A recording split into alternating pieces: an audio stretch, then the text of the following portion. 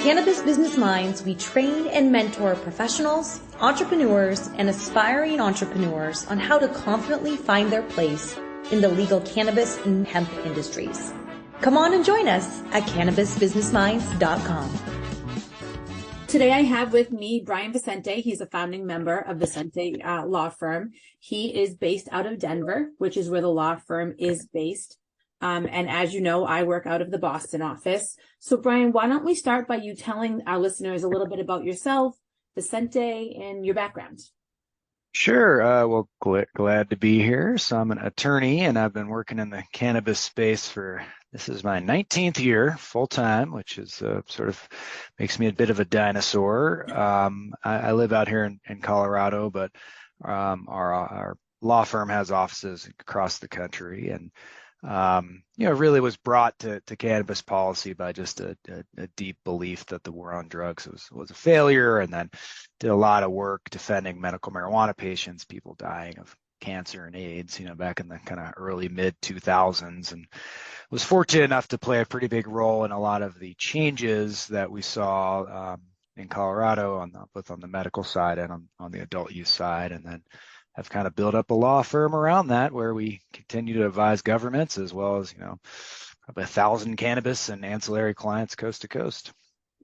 So you talk about the work that you did in Colorado. Take us back to 2008. Medical cannabis is being legalized. You and your colleagues are in the forefront of the campaign. What are you thinking? Like, what is the crux of the campaign? Did you think what's your vision? Take us back a little bit to 2008. Sure. I'm going to take you back further in our time machine to 2000. That's when the Colorado's medical marijuana law passed, right? So, but it was definitely a slow burn of a medical marijuana law for many years. And then 2007, 2008, I sued the state health department. That was the individuals that were responsible for implementing the medical marijuana program. On behalf of a guy who weighed less than 100 pounds. He's an AIDS patient, very ill, and he wanted to get medical cannabis legally from a caregiver, like a human being, flesh and blood person. This is before the days of stores, right, dispensaries. And the state denied him and said, hey, this caregiver is already helping 5 people. They've registered as such. You can't get medicine from them. Go to the black market, you sick person. And that was nowhere in law that this individual could only help 5 people and couldn't help my client. So we sued the state and we won. And that not only had the effect of allowing my client to purchase medicine from this trusted caregiver, a person he knew, and he trusted the medicine that was putting in his body, it also allowed caregivers to help a endless number of people. Right. And if you can help 1,000 individuals legally under the state law, you can open a store. Right? If you can only help 5 people, it's a very limited store. So that really led to like an explosion of the storefront model in Colorado based off that lawsuit. And then I got very involved at the Capitol here in Denver, trying to convince the legislature to not prohibit these new stores and in fact go ahead and regulate them. And that's what they did in really 2009, 2010. And that was a pretty remarkable step because that was the first state regulatory authority to say, hey, the court said this okay, but we're actually okay with it ourselves. And we're going to, as members of the health department and the state legislature, we're actually going to regulate this new industry, right? So it never really happened in history. So as a former legislator, I know there's sometimes a disconnect between court cases and legislation. Mm-hmm. Did you have a lot of pushback the first time up to the Capitol? We did, yeah. I mean, I think it was definitely one of those, they're either going to ban this forever or they're going to regulate it moments, right? And there was a lot of education that needed to be done. I was at the Capitol pretty much every day for an entire legislative session, which is quite an affair, and, a lot of different, hearings, and we had to coordinate testimony and all this stuff. But, I think at the end of the day, it's like these stores had been up and running for a couple years. Yes, there was a lot of them, hundreds that kind of ostensibly came out of nowhere, but here they were for a couple years. And, once cannabis is being regulated and, these are shop owners. They're trying to pay taxes. They're trying to employ people. They're trying to give back to their community. And they became organized, that sent a message to these legislators. And really, I think we did a number of things that contributed to this positive result of regulating versus prohibiting. But one of those was taking legislators to stores so they could, look in the eyes of a medical marijuana patient and talk to the bud tender and see, these aren't individuals that should lose access. In fact, we should codify this access. So did you know then that this would become a national movement and that this policy would span the entire country? Yeah, my crystal ball was becoming clear. It certainly struck me that if you can buy, every other medicine you can buy from a Walgreens or a CVS, you should be able to buy cannabis as a patient, right? And it just seemed to be working. And by that time, you had other states starting to adopt this model. They could look to Colorado to see how it was being regulated at the state level from an adult use, from a medical perspective. And so you had, and at the same time, you have medical cannabis just growing in popularity in terms of public viewpoints year over year, right, in polling and so forth. So it seemed like we were headed on the right trajectory. I hoped that this would turn into broader access for all adults, and we ultimately were able to accomplish that several years later. But it was a little tough to predict at the time. So then your law firm was born out of Denver. Take us through how the law firm came to be, the role it played in, the national cannabis policy movement, and sort of where you are in 2023 and some of the things you're doing for your clients. Yep. Yeah, so our, prior to really that state level medicalization where you had those stores, I was basically working for a nonprofit, and which I was the head of, and it's a very small nonprofit, and then also just doing private work on behalf of clients and patients and doing these impact lawsuits. But once it became clear in 2009, 2010 that we would have state laws to really, begin having legitimate businesses, licensed, became clear to me I needed to kind of broaden my horizon. I'd essentially been like almost a criminal defense lawyer because there was no cannabis laws other than cannabis criminal laws prior to that, to our state passing these regulatory laws. So I kind of reached out to just folks in my network. I hooked up with Christian Cederberg, who was my partner for many years. I hooked up with Josh Capel, who is still my partner. These were attorneys on the ground in Colorado, who had different backgrounds, in business law, regulatory law, admin law, and we were able to kind of form a team to provide advice and guidance to these new business owners. So we've been kind of off and running ever since, and then we remain quite busy here in Colorado, but we have about 100 folks spread out throughout the country, pretty big offices in LA, Denver, Boston, New York, and we also have some folks in Florida and Michigan and Missouri and other fun places.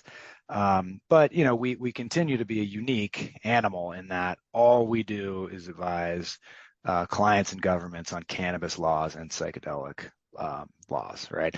And sort of advise them on how they can start businesses in this space. So it's very active, very soon, actually. Oklahoma might become the 22nd state to legalize cannabis by the time this podcast airs. So things are always moving, and we try to kind of stay on the cutting edge. And I know as a former regulator, one of the things I tell people is the visual of my first day: 5 new commissioners, 5 cubicles, the restrictions of an open meeting law. You can't talk to each other. Who do you turn to, right? And a lot of cannabis regulators are political appointments, so they're not necessarily people who come from the industry. And Vicente has certainly provided a very thoughtful and a very strategic voice throughout the country when it comes to regulatory process, good regulations, the balance between industry and government, given the fact that we have no federal support system, which is oftentimes important to businesses in general. So it's been interesting to work in the Boston office. I think we have a very robust Boston office that does a lot of work here on the East Coast.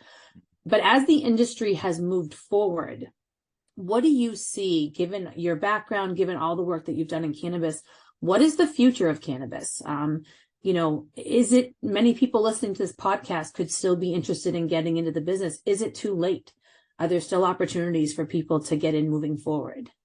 Yeah, I mean, that's the fun thing. I think it's still pretty early stage. I mean, we have, really only laws have just been passing in this space about medical or recreational use since 1996.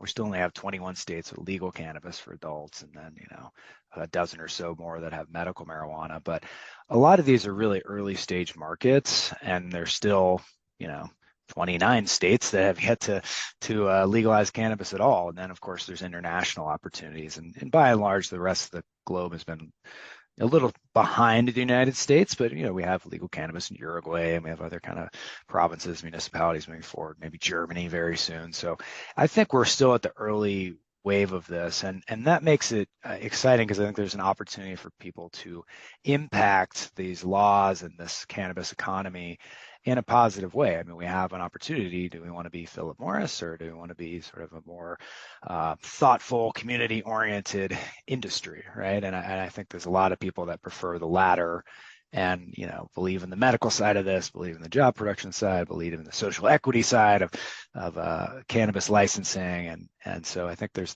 tons of opportunity. I'm involved in a fairly robust effort to try to legalize cannabis in 10 states in the next 3 years. We believe that will create the kind of necessary pressure to get the federal government to move. They've been very slow on cannabis since the 60s, I guess. I mean, a lot of us thought that once the Democrats controlled the House and the Senate and the executive with Biden, that we'd see, big reforms on cannabis. That has not been the case. The only big reforms we've seen ever are at the state level. So we're leading an effort with the Marijuana Policy Project, which is a pretty prominent nonprofit in this space, to really try to flip another 10 states to adult use, which will not only, of course, provide job opportunities, business opportunities in those states, and stop arresting individuals in those states, which is really important. I think it'll also create some political muscle. If you have individuals, representatives, senators coming from those states, including Florida and Ohio and Pennsylvania, these big states, to DC, I think it's going to be a lot tougher for them to vote to uphold federal prohibition when across the street from their home office is a dispensary. So I think we're going to continue to see change, and I think we're several years away from federal legalization, but we're on that path. Do you find that there are more legislators that understand the issue, or do some of these states that haven't legalized yet still, have some of the notions and the rhetoric that happened over the last, 4 or 5 decades? Yeah, I mean, this cannabis reform has always been a citizen-led effort, right? It's rare that you have elected officials lead on cannabis reform. And that, unfortunately, has not changed a ton in the couple decades I've been working on this issue. So, we have seen cannabis legalized via state legislatures as opposed to the ballot in a handful of states, right, including Virginia and including Illinois and some other, pretty prominent states. But by and large, it's the citizens that are leading this. But, I think increasingly you have legislators that are getting out of their beltway, if you will, and are beginning to realize, hey, there's either, cannabis stores in my hometown, or perhaps when I'm at a conference, I'm seeing cannabis stores and the world isn't ending. Maybe I should talk to legislators from those states and figure out, what's going on, perhaps. So I think we're piercing the bubble of ignorance that legislators have around this issue, or maybe it's just indifference. They just don't care, kind of state by state, battle by battle. And I think we're winning some legislators over. And, we have some pretty prominent advocates in DC, Cory Booker and Chuck Schumer, Dave Jost on the from Ohio. You have these bigger name folks. They haven't seemed to accomplish progress yet, but the fact that they're speaking in behalf of cannabis, I think is important. Yeah, it's always interesting. There's an assumption that state legislators know a lot about everything, when a lot of times you just have people running for office who want to take care of their communities and learn as they go along. So I know even in Massachusetts, when the ballot question came up and then all of a sudden we were faced with what to do with the language, it was certainly a trial by fire. in learning all there is to know. And we still don't know everything there is to know. I often joke that I can't grow an aloe plant, yet when I go into a grow facility, it's like a NASA investment on their wall. And how do they possibly operate that when I'm killing my little aloe plant at my house? Yeah, there's a science there. Oh my goodness, it's a science that I will never understand. So what are some of the challenges you think this industry is going to face in the next 5 years? Generally, like what should operators be looking at? I know Casey's talked a lot about compliance when I had her on the podcast, and how compliance is really going to be a big deal when it comes down to record keeping and recording. But are there major topic areas that operators should be looking at, or people trying to get into the industry? Sure. Well, this is certainly a bit of a tough time for the industry, right? I mean, it's funny, there's a lot of discussion nationally about, inflation's gonna, make the price of groceries higher and all this stuff, which is happening. And we're totally unique as an industry that we're actually facing like deflation. Like everywhere you go, the cost of cannabis is dropping, like a ton of bricks. So that is having ripple effects, right, throughout this industry, right? Whether you're a wholesaler, retail, or what have you. I mean, I was at lunch with a pretty prominent retailer the other day. They have 20 some stores. I mean, it's really, they're getting the same number of customers. It's just the ticket price is so much lower because they're selling ounces for $100 instead of 300, and it's just, it's impacting a lot of different businesses. So, I think a lot of this is the natural course of a new industry. The states, as you know, are just really regulating cannabis in many different ways. Some are like Oklahoma and will allow thousands of people to have business licenses. Some are like Ohio, where there's only 62 stores in the whole state. And so that is a very different value of that license, right? If you're in a limited market versus non. And, how much cannabis is being grown in your state. I mean, it's just really impacting kind of everything. So I think a lot of regulators and business owners are trying to figure out, what is the appropriate path to kind of make sure these businesses remain viable. Is it just pure capitalism? Should there be some government intervention to limit the numbers of licenses? What tax rate makes sense? What renewal costs? I mean, we're dealing with an application for new business in Florida right now, where the application itself is $125,000 non-renewable.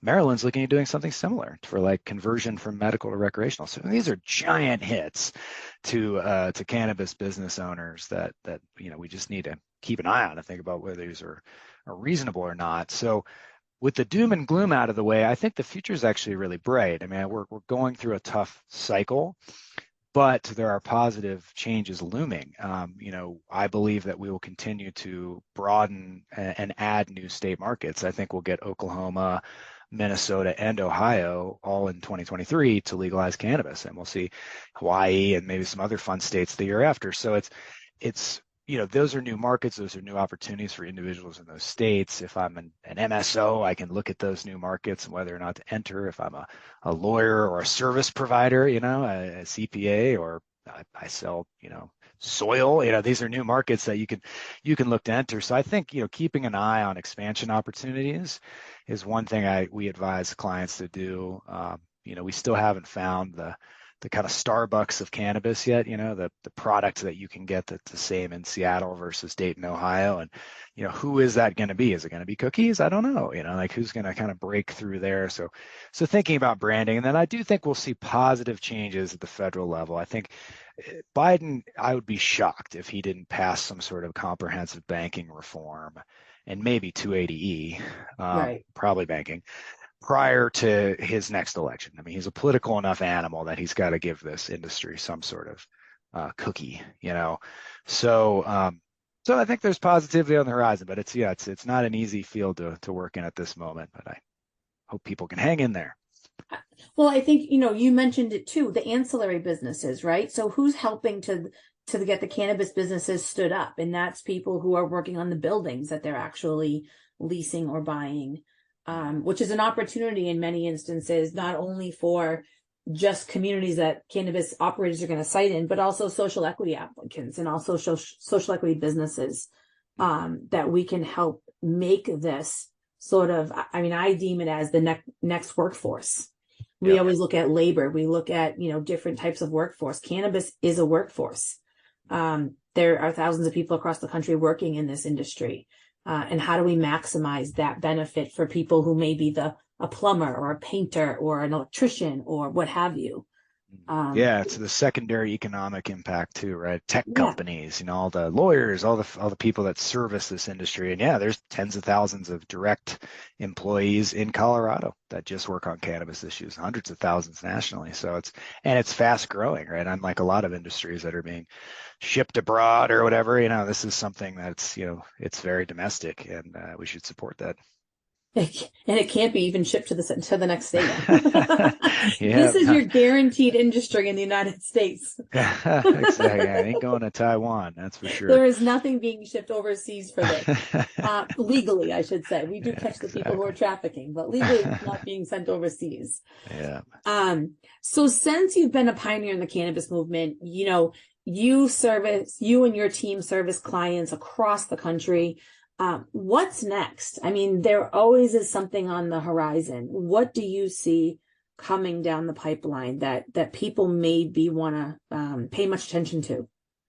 Yeah, a couple things. I mean, you spoke about, different avenues for people to enter the industry. And I think that's important, right? Because we're all trying to figure out, how do we make sure that those have been disproportionately impacted by the drug war and cannabis prohibition in particular? How can they enter this area when it costs $125,000 to even apply to get a license in Florida, right? And so we need to be conscious of that. But the good thing is there are different licensing opportunities. When I and my couple colleagues wrote Colorado's legalization law, and we kind of set up a framework which has been copied by many states, Massachusetts, et cetera, in part. And that really just allowed for a couple license types. You're vertical, right? You grow, you sell, you process, and then there's a testing license. But the good news is a lot of new states have built on that. And you look at New York or Minnesota, they're considering like dozens of license types, right? And I think that's good because they're more accessible to individuals who aren't super wealthy. So some of that, like two that jump out to me, it's like delivery. If I have a car, that's a lot cheaper of a startup cost for my business than building out a 100,000 square foot warehouse to grow in. It's much more accessible.